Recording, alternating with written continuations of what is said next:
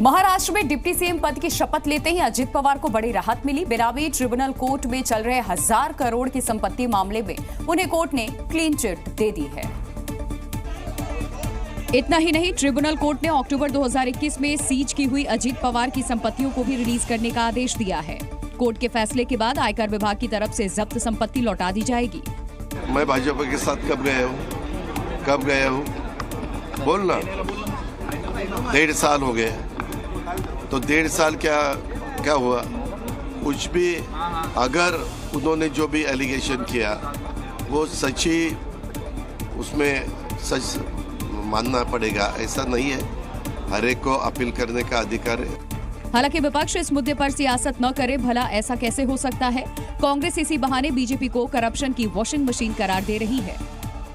भाजपा का मकान ही ऐसा बना है जहाँ पे उसके घर में घुसता है, एंट्री मिलती है तो वो क्लीन होके बाहर आता है। ये कोई बड़ी बात नहीं है। और जो दूर रहता है वो उनके इसमें वो पूरा बुरी तरह गंदा दिखता है, उनके ऊपर कुछ दाग होते हैं, पर इनके घर में आने के बाद में सब दाग निकल जाते हैं। यानी कांग्रेस ट्रिब्यूनल कोर्ट के फैसले के पीछे भी बीजेपी की मेहरबानी मान रही है, जबकि अजित पवार इसे इंसाफ करार दे रहे हैं। दरअसल 2021 में 1000 करोड़ की संपत्ति जब्त की गई थी। इन संपत्तियों के अजित पवार परिवार के होने का दावा किया गया था। सीएम योगी आदित्यनाथ के देश सुरक्षित तो धर्म सुरक्षित वाले बयान का मुस्लिम धर्म गुरुओं ने भी स्वागत किया। ऑल इंडिया मुस्लिम जमात के अध्यक्ष मौलाना शहाबुद्दीन बरेलवी ने कहा है कि योगी आदित्यनाथ का बयान देश हित में है,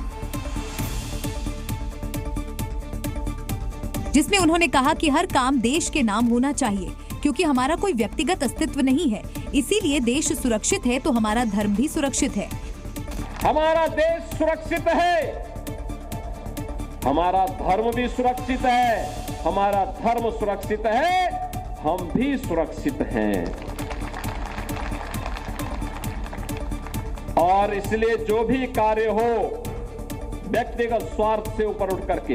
इससे पहले सीएम योगी स्वर्वेद महामंदिर पहुंचे और वहां पूजा की। सीएम योगी जैसे ही मंदिर से बाहर निकले, श्रद्धालुओं ने शंख बजाकर उनका स्वागत किया।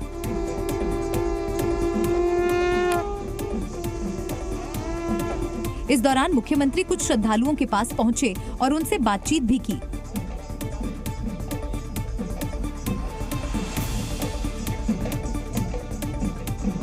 वाराणसी दौरे के दौरान सीएम योगी का ये नया नारा फिर चर्चा का विषय बन गया। इससे पहले योगी आदित्यनाथ ने हरियाणा विधानसभा चुनाव के दौरान बटेंगे तो कटेंगे का नारा दिया था, जिसकी महाराष्ट्र और झारखंड चुनाव में भी खूब चर्चा हुई थी। प्रदेश के मुख्यमंत्री योगी आदित्यनाथ जी ने जो बयान दिया है, उस बयान को भारतीयता यानी हिंदुस्तानियत के परिप्रेक्ष्य पस मंजर में देखा जाना चाहिए। उनका यह बयान किसी को चिढ़ाने या किसी पर आपत्ति करने वाला नहीं है। प्रयागराज पहुंचे यूपी के सीएम योगी आदित्यनाथ ने सर्किट हाउस में अधिकारियों के साथ बैठक की। इस बैठक में मुख्यमंत्री ने महाकुंभ 2025 की तैयारियों की समीक्षा की। साथ ही इस बैठक में प्रधानमंत्री नरेंद्र मोदी के प्रस्तावित दौरे को लेकर भी चर्चा की गई। बैठक के दौरान कई अधिकारी मौजूद रहे। बैठक के बाद मुख्यमंत्री ने वहां चल रही तैयारियों का जायजा भी लिया। मुख्यमंत्री ने प्रयागराज में जन आश्रय स्थल का उद्घाटन भी किया।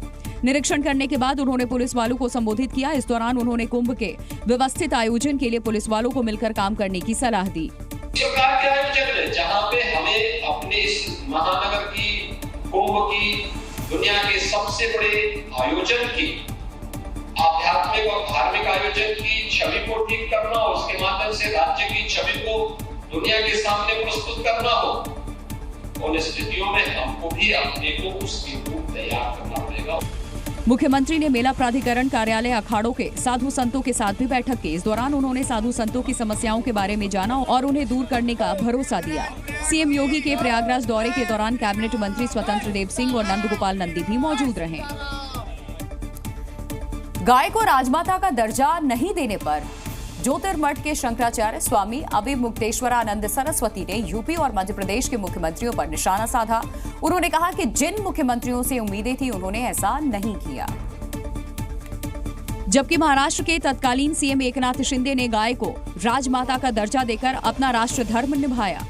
वो गोरक्ष पीठ के स्वामी जी थे और ये मोहन यादव जी को भक्त माने जाते हैं, इसलिए आशा इन्हीं से थी लेकिन निकल गए शिंदे जी आगे, और अभी तक इनकी तरफ से कुछ भी स्पष्ट नहीं हुआ है। शंकराचार्य अभिमुक्तेश्वरानंद सरस्वती ने दोनों राज्यों में गाय को राजमाता का दर्जा नहीं देने पर कड़ी नाराजगी जताई। हालांकि उन्होंने उम्मीद जताई कि यूपी की योगी सरकार और मध्य प्रदेश की मोहन यादव की सरकार जल्द ही इस मामले में उचित फैसला लेगी।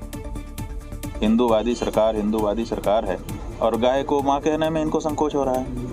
माँ शब्द ही कह, हम तो और कुछ मांग भी नहीं रहे। हम तो ये नहीं कह रहे हैं कितना बड़ा बजट दे दो, हम तो ये नहीं रहे कि जमीन दे दो, जायदाद दे दो, हम तो कह रहे हैं माँ कह के पुकार दो। मुंबई से मध्य प्रदेश के मुरैना लौटे शंकराचार्य ने कहा कि गौ माताओं को पशु की सूची से हटाकर माता की सूची में लाना जरूरी है। इससे गायों के प्रति आम लोगों का नजरिया बदलेगा और गायों की हो रही दुर्दशा में भी कमी आएगी।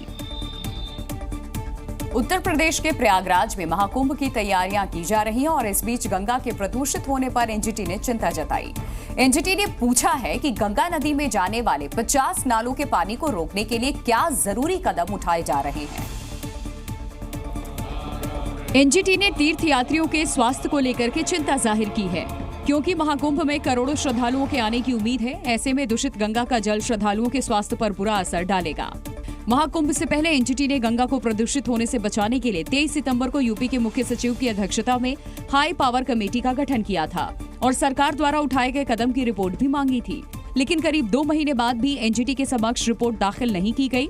एनजीटी का कहना है कि महाकुंभ शुरू होने से पहले गंगा नदी में गिर रहे गंदे नाले को रोकने की जरूरत है, क्योंकि करोड़ों लोग महाकुंभ में आएंगे और अगर गंगा में गंदे नाले के पानी को गिरने से रोकने के लिए कोई प्रभावी कदम उठाया नहीं गया तो इससे श्रद्धालुओं का स्वास्थ्य प्रभावित होगा। एनजीटी ने हाई पावर कमेटी के इस मुद्दे के प्रति संवेदनशील होने की भी अपेक्षा की है। इस मामले में एनजीटी की तरफ से 9 दिसंबर की तारीख तय की गई है। जी न्यूज़।